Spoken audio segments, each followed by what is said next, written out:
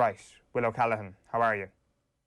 Yeah, morning Neil. How are you getting on? Good. It is time for our quick picks, and Will O'Callaghan, you may put one of these predictions down as your lock of the week. Before we get into any of the predictions this week, what happened to your lock of the week last week for people who weren't with us?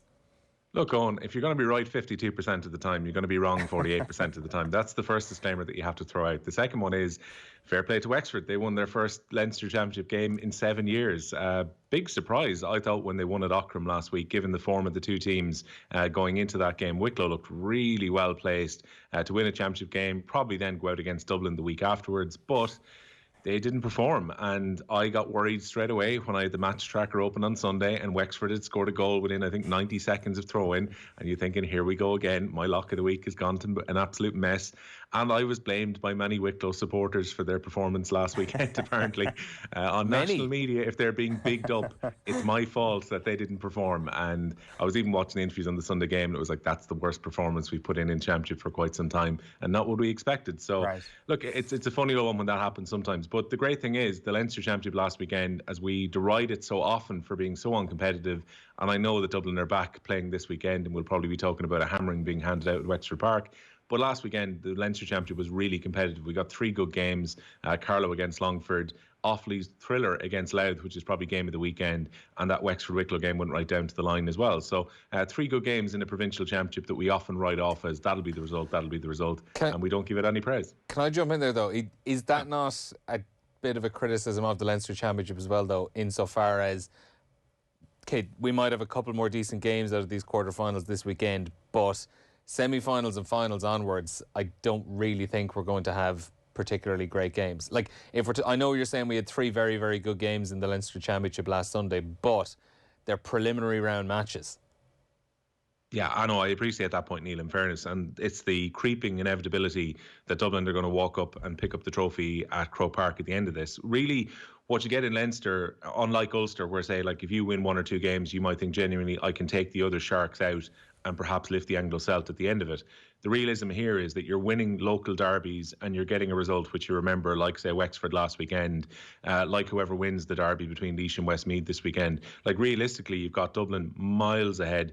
Meath and Kildare, it seems, closing the gap a bit to the other Division 1 counties, and then a lot of teams who are going to be bottom of Division 2, Division 3. So we get to just kind of enjoy the scraps between them in the first round and in the quarter-final, but realistically, we all know what the result of the story is. But look, this doesn't mean the last week wasn't enjoyable in and of itself. I do think if you take Dublin out of the championship in Leinster, it's one of the best competitions you have, which obviously makes no sense at all. But I actually think that there's a huge vulnerability with the likes of Meath and Kildare, where, I mean, we might get into this in a moment. I know everybody's picked Offaly in the game against, or picked Kildare in the game against Offaly. Don't give it all away, Eoin. Don't give it all away. But I think there's enough nervousness around all those picks in the Leinster Championship, with the exception, obviously, of the All-Ireland champions.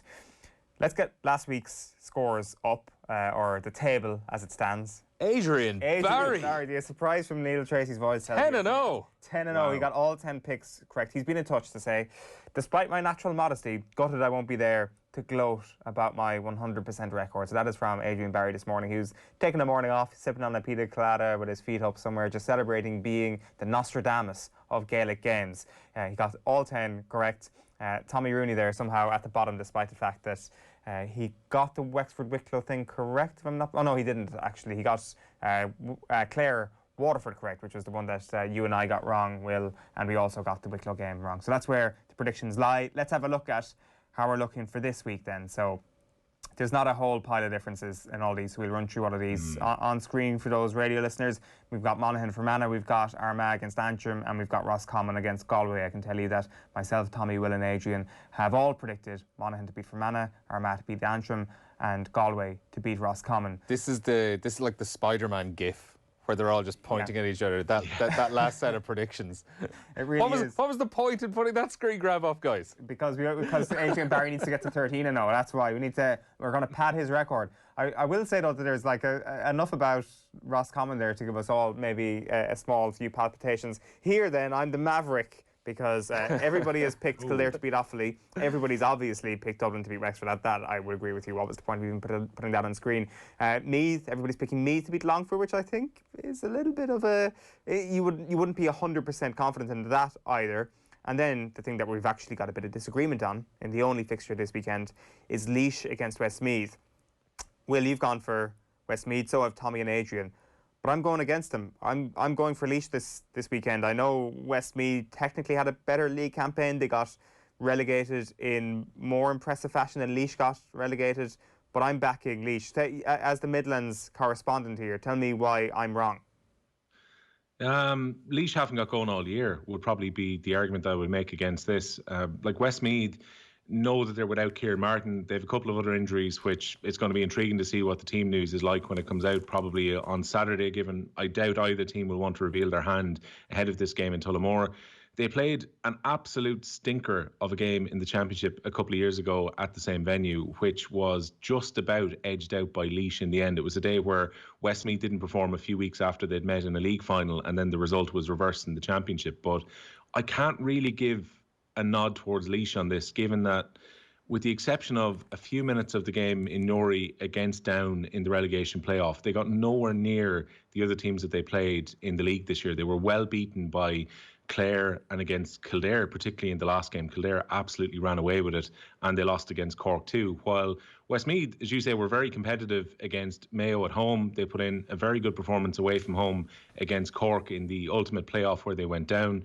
They've been free scoring despite the fact that Kieran Martin has been injured. And if you're going to back Laois, you're ultimately backing them putting in a championship performance, which is nowhere near what we've seen from them in any of the games so far. So yeah. I think you're punting a little bit blindly on if you're thinking that they're going to find form. Yeah. Westmeath's injuries would definitely be a concern. The fact that Laois have found a way in recent years of stopping Westmeath's forwards from getting the ball is also a concern for them. But I still think Westmeath will have too much, and Westmeath are playing better than Laois so far this year. I am punting a little bit blindly, but I'm also punting on the knowledge that we have that every Leinster Championship weekend, assuming Dublin aren't the only team playing, tends to throw up some sort of shock, or at least a scare. Now, I don't think Laois beating Westmeath is a shock as such. It would be mild surprise. Mild surprise. They are the outsiders. If you're looking at the betting there, Westmeath are favourite at this moment. I'm also backing a little bit on pedigree as well, Will, just a team that have been better in the qualifiers than Westmeath over recent years.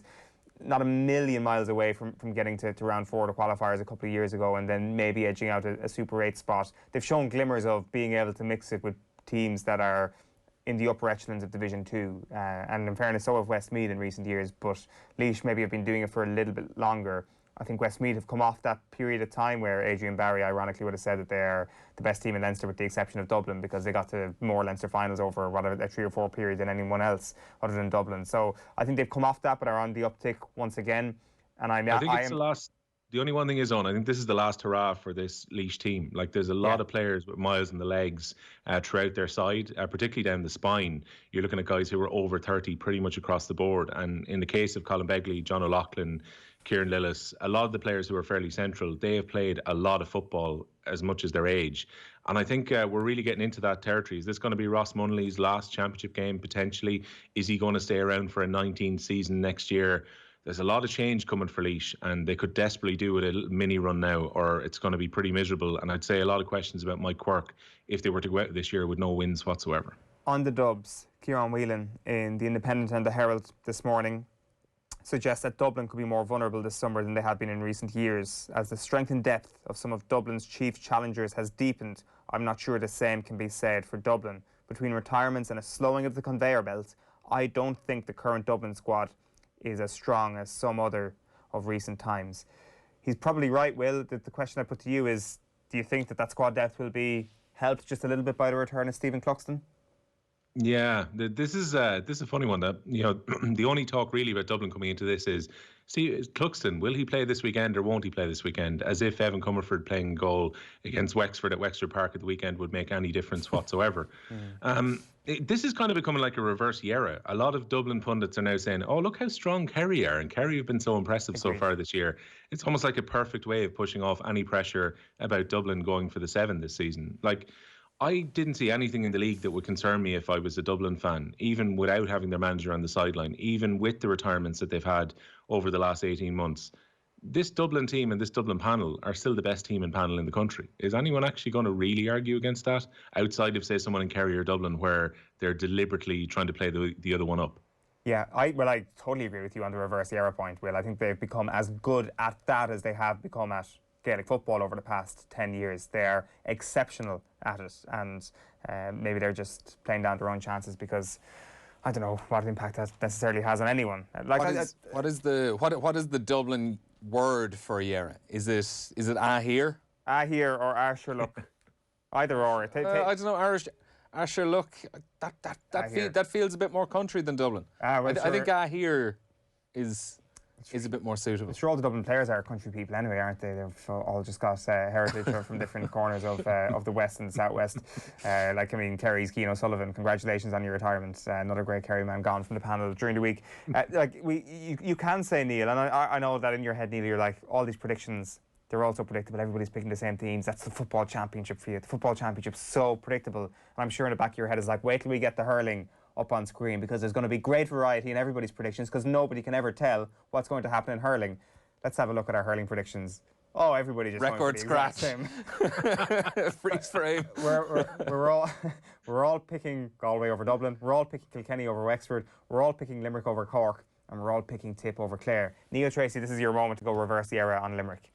No, I won't be. Well, look, I think if Limerick or if Cork are to win this weekend, I think Limerick are going to need to have an absolute off day when it comes to shooting, because they've just got to a point in the last year where they're more than happy to pick off the scores and just back themselves to be able to fire over 32, 33 points in a game without really having to go for a goal too much at any point. If a goal pops up, all the better. And like, I think everyone probably was a slight little bit worried about Limerick when they had that little bad run at the start of the league, and you were just kind of, things weren't going right. They were getting on the wrong side of referees. They'd obviously had the draw and then the couple of defeats, but there was an intensity and just a movement of the gears when they did play Cork at the Gaelic grounds towards the end of the league, where you were like, oh, okay, they've thrown they've dusted the cobwebs off and they're gearing themselves up. They're moving through towards championship mode. I know Cork were obviously resting a lot of key players on that day as well, but the way Limerick just went after them in the first half of that match, it really, really felt like a big statement out of them. And I think the way the games have probably been reffed towards the end of the league probably lends itself to Limerick style as well, where, you know, they were getting on the wrong side of the refs, and as a lot of pundits have pointed out over the last couple of weeks, that the final rounds of the league were probably reffed in a more championship style, where things were being let go a little bit more, which obviously I think plays into Limerick's hands as well. But yeah, I think Limerick, if Limerick are to lose, they're going to have to really, really get on the wrong side of a referee, and they're also going to have to be hitting a lot of wides, I think, because they're just more than happy to pick off the scores. Yeah, I think there could have been a maverick in those predictions were it not for that league statement by Limerick in the game against Cork a few weeks ago. Which of these games are you most concerned about, Will, from a prediction standpoint? Wexford Kilkenny, probably. Wexford beat them in a Leinster final a couple of years ago under Davy Fitzgerald. They seem to have found a way to beat Kilkenny. There are all sorts of question marks about Kilkenny's team coming into this year, but yet they played reasonably okay during the league. It was a little bit up and down, but they played fairly well. Wexford let rip against Laois last week, which I'd say was probably a pretty decent warm-up just even to get a championship run out. And yeah, you'd have to wonder going to Croke Park. But the only thing is, like, the last time Wexford went to Croker, there was a huge expectation about how they were going to hurl against Galway in last year's championship, and they were just flat as a pancake when they played. So it's difficult, I'd say, to put huge stock into Wexford going up against a big opponent by comparison to, Laois, who stood off very defensively last week and invited Wexford upon them. It's going to be intriguing to see if Conor McDonald ends up hurling out on the half-forward line as opposed to playing at full forward this weekend. Could he go out there? Will they risk maybe occupying one of the Kilkenny halfbacks in order to try and stop him? How reliant are Kilkenny still on TJ Reid? Lots of question marks, but you would think that Kilkenny should have enough. Like, you look at what Kilkenny did in the Leinster final last year, where they didn't hurl particularly well for large stages of the game, and yet they were able to turn it around very quickly and get goals when they required them. I still kind of just about fancy Kilkenny, but I think that game's an absolute coin flip. It's same as, I think, Galway and Roscommon in the football. I know we didn't talk about it, but that one's actually really, really hard to call. I know we all went for Galway across the board, but I wouldn't be one bit surprised if on Sunday afternoon we're talking about a Rossi's win against Galway as opposed to the other way. And I genuinely feel that about Kilkenny against Wexford. Tip and Clare's a hard one to call as well, lads, because, Clare last week hurled very well, while Waterford hurled very badly. Tipperary hit the feet up at home, as Brian Lohan said after the game, watching it. And, Tipperary have got such a kind of experienced group of players now with an experience of winning in 2019. It's been pointed out in a lot of the previews that there's players there who started their career with Tipperary in 2008 who are going to be across the spine of their team. And as much as they need to work younger players in, Sheedy's into his last year. He's going to care about winning as opposed to blooding players when it comes to the championship. And I just think, Tipperary probably have enough firepower to get past Clare. But again, you wouldn't be totally surprised if Clare put it up to them after what will have to be a confidence-boosting win against Waterford last week. The most dangerous weapon for Tipperary this year is the fact that they're not All-Ireland champions. Whenever they're All-Ireland champions, with the exception of the 1960s, you can say Tipperary aren't going to do this and back it up. So I agree, they're a very dangerous animal to go all the way. I'm disappointed that there's not more variety, except for my Maverick pick on Laois, but all the same, enjoy the weekend, Will. Yeah, bad news is Adrian Barry's still going to be top of the table no matter what happens next week. That is true. Oh, yeah. Things will change eventually, but we'll rectify that as the summer goes on. Will O'Callaghan, thank you. Have a good one, lads.